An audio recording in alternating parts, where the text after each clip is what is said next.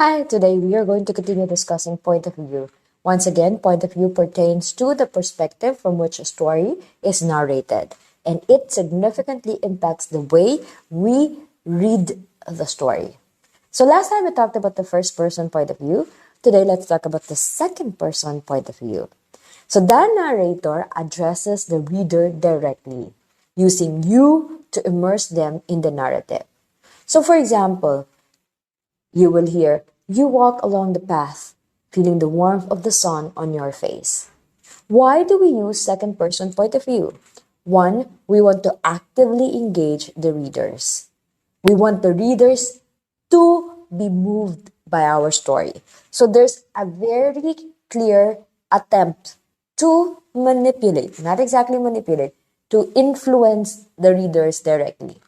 There are a lot of genres that is using the second person point of view. So for example, self-help books, for example. Self-help books directly talks to the audiences or to the readers because they want the readers to feel the impact. For example, if you're giving advice on how to take care of someone's mental health and you use the word you, there's more connection if you use the second person